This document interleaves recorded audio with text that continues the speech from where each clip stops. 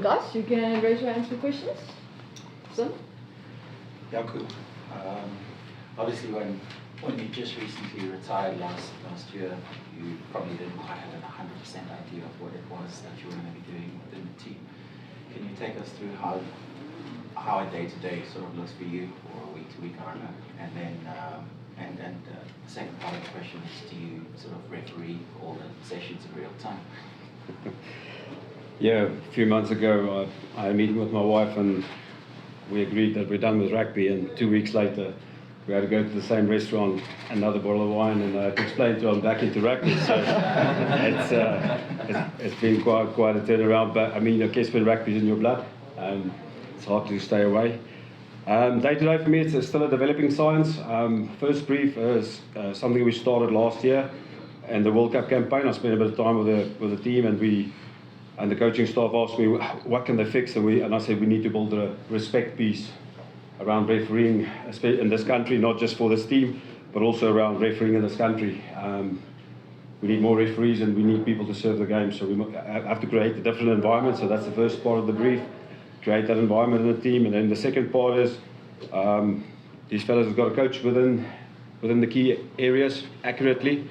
So my job is not to judge a referee performance. My job is to make sure that these fellas coach within the key focus, and then that those fellas then play and execute in those areas. And then obviously after games there will be alignment, whether we should adjust after a game or whether the referees will adjust. So that's the main day to day. And yes, I do have to referee a bit of training.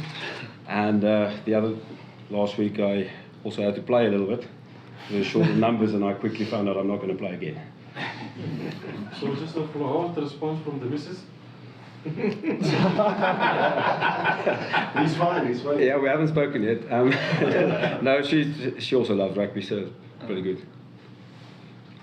Jaco, when it comes to the decision making and giving the players decision making by knowing the laws, how do you rate if it was, let's say, a player fault, or this one sort of against the team sort of ethos and where they were going? How do you sort of look in terms of imparting that information to the players? Yeah, like I say, it's pretty clear what World Rugby wants. They put out a guideline, and then we have to measure players. We never plan to not concede penalties. We plan to avoid avoidable penalties. If you take part in the game, you're going to concede the penalty somewhere.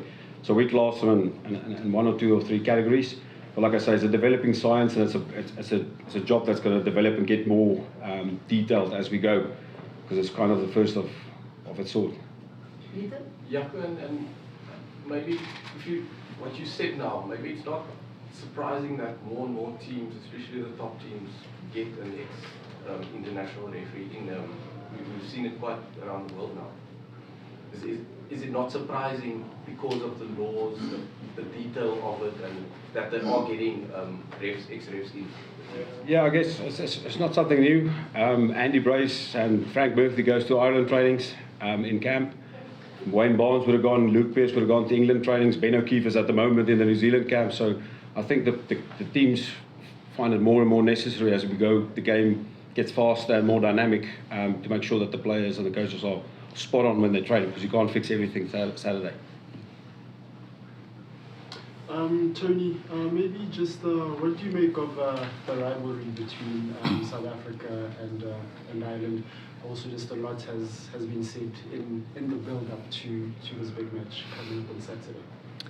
Yeah, obviously Ireland have been playing some really good rugby for a number of years now, and South Africa have won the last 2 World Cups, and Ireland probably feel as though they should have got more out of their World Cups. So it's created this who's number one in the world, and I guess both teams think they're number one, and it's created a bit of media stuff, and it's good for you guys to get some ex-players to throw a few shots at the different countries, and adds a bit of entertainment leading up to what's going to be a massive test match.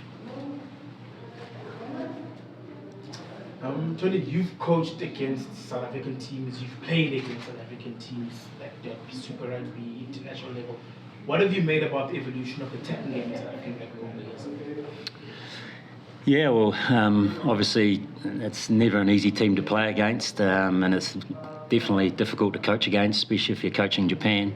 But South Africa have always had a style of play that's very, very hard to stop. It's based around physicality. It's based around being dominant in the set piece. So for me, around where can we go with our attack, I think we can do some amazing things if we keep that physicality, keep that domination, and then, you know, try and evolve around attacking a little bit more space more often, and trying to get the players to understand how we create that space, and then what we're required to do to attack it. Tony, just to carry on that, when you got the approach from Rassie, what was the one exciting thing for you in terms of the potential of working with these players? The biggest thing really was probably going to be this weekend. It's, as a rugby player, you want to play in the biggest matches. You know, I've always wanted to be a rugby coach, and I want to coach in the biggest matches, and this weekend's a huge occasion. Loftus is very intimidating. It's an amazing ground to play at, to be at, in Ireland. Obviously, one of the better teams in the world, so it's going to be a great challenge, and I just want to be involved in, you know, coaching South Africa against the best teams. Grunty, I think the last time you played for the Boks in South Africa, you didn't play very long.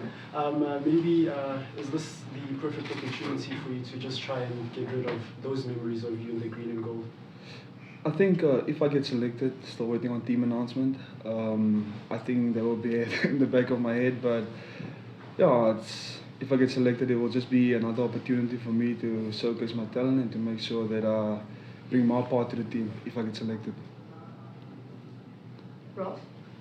Tony, how has it been settling in so far here? You've been here for quite a few months now, settling in with the team, and how has it been sort of trying to stamp your mark? Has it been a little bit tough, or have the guys been very amenable so far, and are you getting into it quite nicely?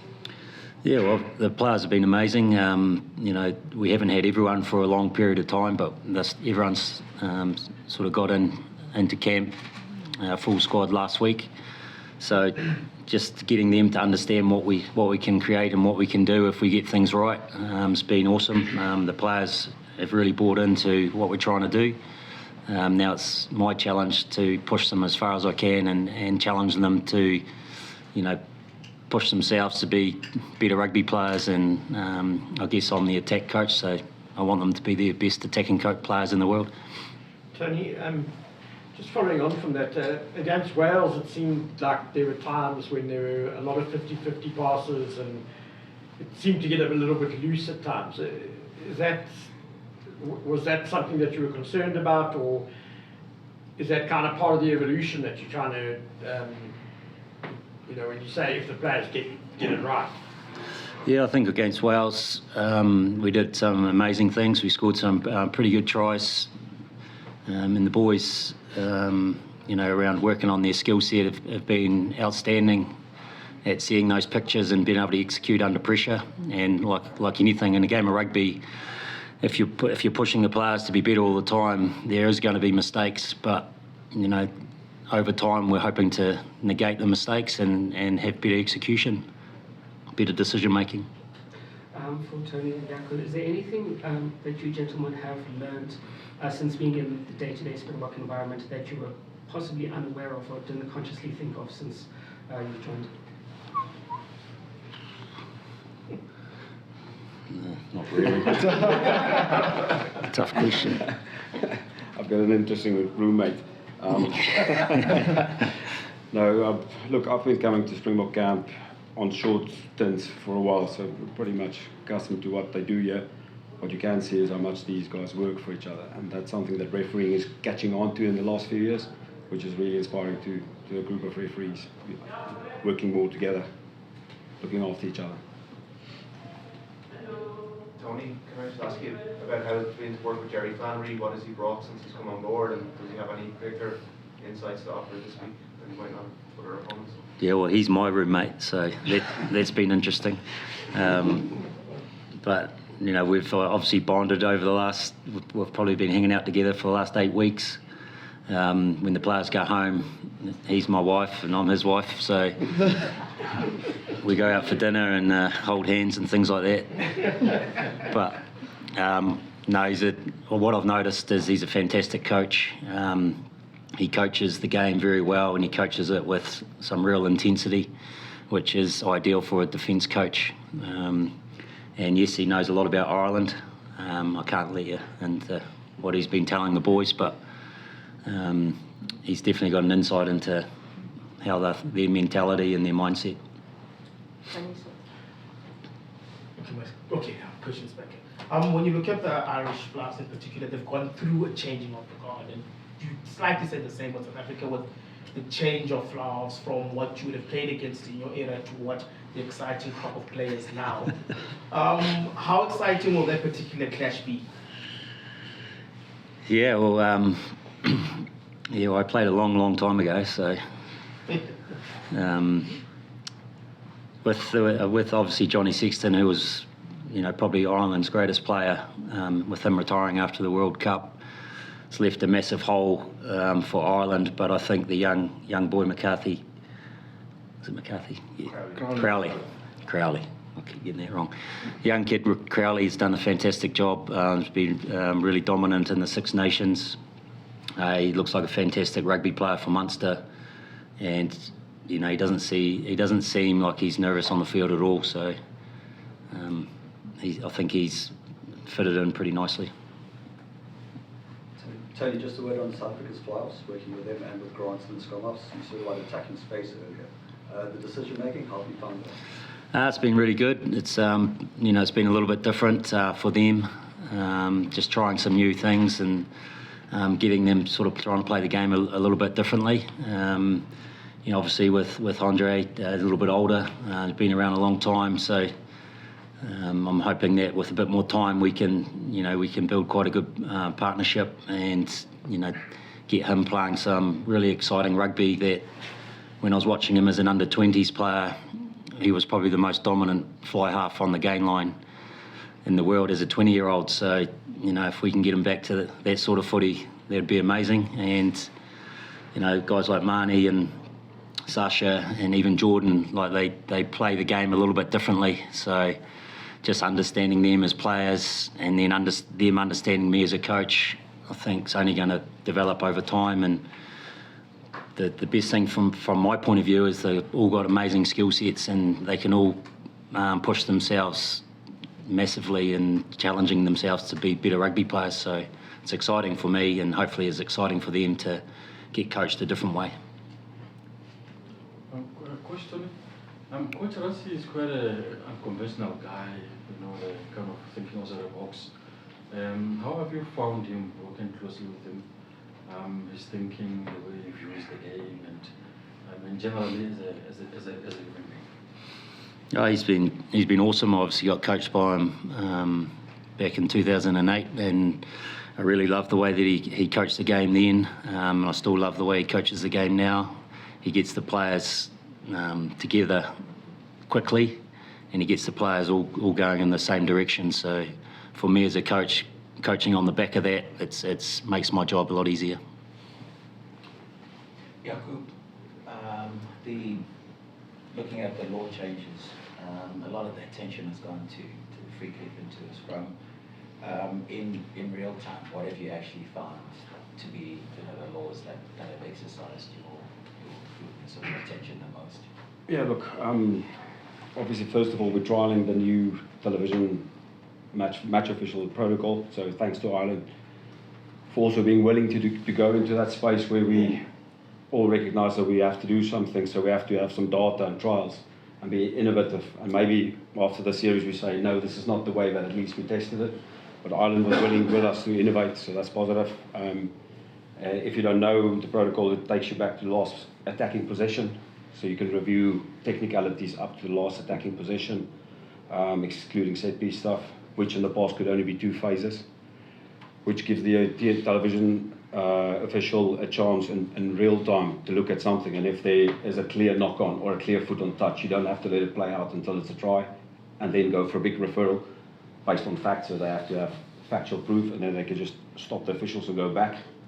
Hopefully that will speed up that process. That's one of the things. And then the so-called deep pond law will probably create a little bit more space, or a lot more space, if the kicking game's not spot on, and you don't have players working back to put you on side, because you can't stay outside of 10 meters anymore and be put on side by anything the opposition does, like a pass or a run 5 meters.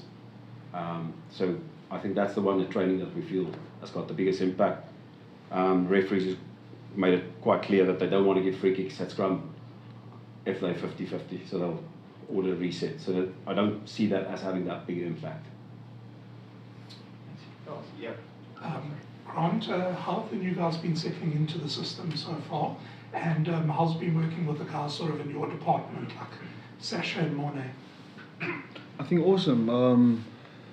I'm still new as well, so I'm still learning, and obviously with Coach Stoney coming in, still learning new things. But I think all of us are on the right track.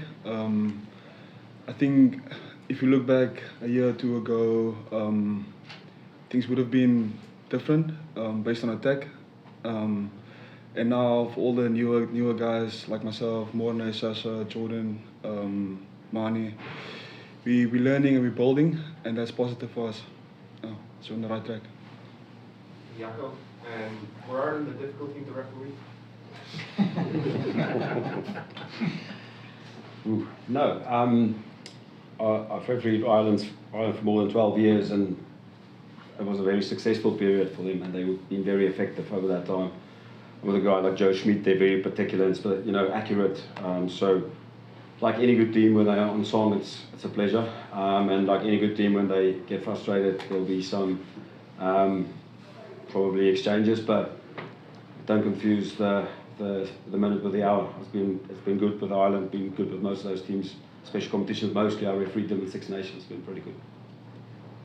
Grant, the environment that you find yourself in, the Springbok environment, for you as a player, what have you realized and what have you sort of come to in terms of becoming better, and what does this sort of environment demand from you? I think it's healthy competition. I think that's the most important thing for me. I normally grow, talking about myself now personally, I normally grow when the competition's on, so we have 4 good nines at the moment, and if you look at nines in general in South Africa, they've been all successful in their department, so for me it's been healthy. It's been healthy competition. It brings out the best in me personally. In terms of perspective, what has been expected for you, and how has that opened your perspective? I think the Springbok standards are high, so I'm not going to go into detail on what we're doing, but there's no time for you to slack or to drop your intensity. It's always mental toughness first of all, and then high standards. Grant, how exciting is this moment of playing the first test of the year back in South Africa? This opportunity, obviously in 2020, wasn't available because of COVID, and now the Boks do find them an opportunity to play a first test at home as double world champions. How are you guys receptive to the emotional state of playing this particular test, especially against Ireland in particular? I think the vibe in the camp is quite exciting. I think everyone's looking forward to this test. To be back on home soil, I think that's also special. Sold out Loftus, I think everyone's looking forward to that. But overall, I think, like I said before, the vibe in the camp, everyone's pretty excited, players and management. So, and then Ross? Grant, this is your chance to get yourself into Tony's good books. What's the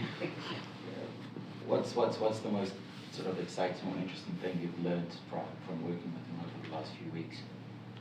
I think Coach Stoney mentioned it early on. It's just for us to see space better. I think that's the one thing that stood out for me as a 9. To identify space earlier, and obviously seeing it much better, and that's one thing that stood out for me. Am I in your good books? Grant, are you enjoying sort of being able to focus a bit more on 9 this year after playing a bit on the wing at the World Cup? Has that been a bit better for you? Both actually. Yeah, whatever the Springboks demand or ask of me, I think I'll be able to deliver and put myself in that position. So it doesn't matter if it's 9 or wing. Yeah, whatever the Springboks demand, I'll take it on. Grant, Tony's obviously touched on it, that there's a lot of hype going on at the moment about Ireland versus South Africa and world #1 versus double World Cup champions. Within the team though, is there any sort of talk about how, sure, we've won 2 World Cups, but we haven't beaten Ireland for a long while, we need to kind of prove ourselves against them, or a sense of, you know, we need to show them that they're not #1, we are? I think it's the normal standard for a Springbok side. We pride ourselves on winning test matches, and I think that's something we don't dwell too much on #1 or #2 and whatsoever. But yeah, the World Cup it's in the past now, and we're looking forward to a test match on Saturday. And I think that's where the whole squad is. Tony, there's obviously the immediate focus of now on Ireland and then the Rugby Championship. But over the course of the next 4 years, in 4 years' time, when you get to that World Cup, where do you want this back line to be? It's a big question. I think short term, you know, we want to attack a lot better than we have previously. That's my job, is to create a style of game that these boys can play really, really well. And the game changes so fast, and my job is to try and find a competitive edge that sort of keeps Springboks at the top of the world. And in 4 years' time, that's 100% the goal, is to win 3 World Cups in a row. And then just following up on that, Rusty said you've been working a bit with the goal kickers as well. Obviously, the last 2 games against Ireland, goal kicking was a huge factor in the result. Just your thoughts on where they are now and in terms of confidence? Yeah, no, they're all confident goal kickers. You know, obviously Marnie's had a few issues recent times, but you know, when he practices, he's quality goal kicker. So it's a matter of him getting a little bit more comfortable on the big stage, and you know, I'm sure he can fix that pretty quickly. And then you know, the other 2 boys are pretty good. Let's take the last English question, guys, and then we're going to switch to Afrikaans because we're running out of time. And then if there's time again, we'll come back to English. So last question in English for now. What difference do you see between Ireland of 2019 and Ireland of today?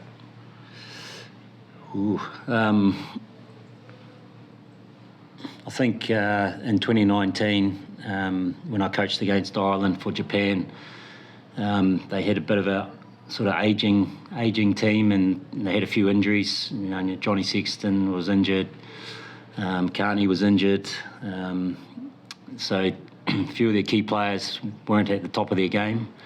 I feel as though they've sort of rectified all those problems. Gibson Park's been massive for them as a 9. I think he plays the game faster than Conor Murray.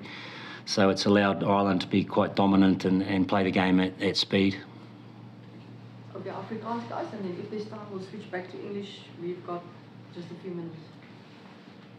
Grant, dank vir jou. As jy 'n paar goed in Engels genoem, maar net wat verwag julle Saterdag van die ure? Waar verwag julle gaan hulle die game wil speel en hoe stop julle dan? Ek dink soos enige internasionale span, hulle gaan fisies opdag. Ek dink dit gaan 'n vinnige game wees.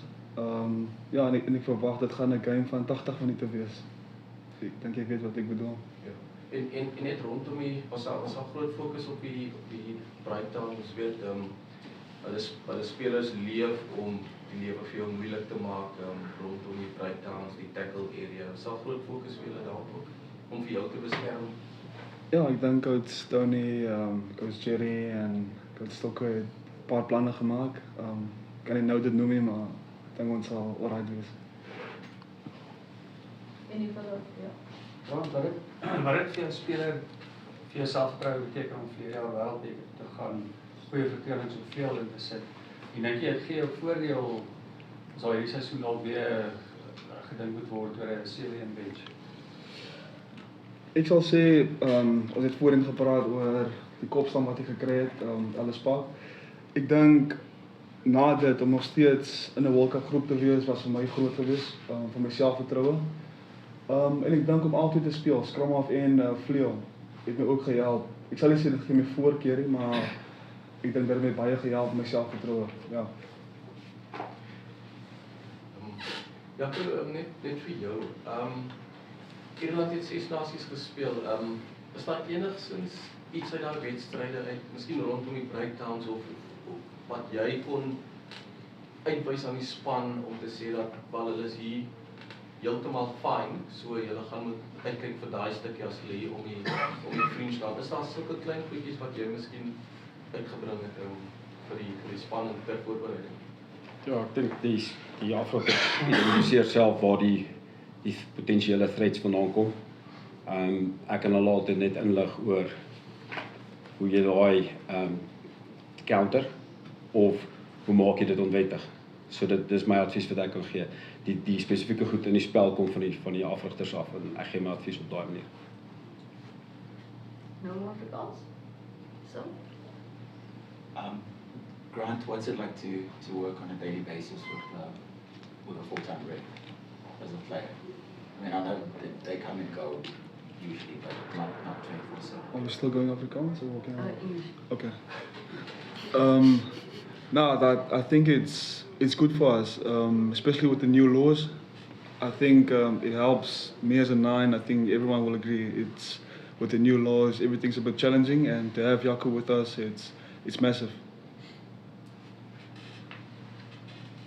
Everyone happy? Happiness?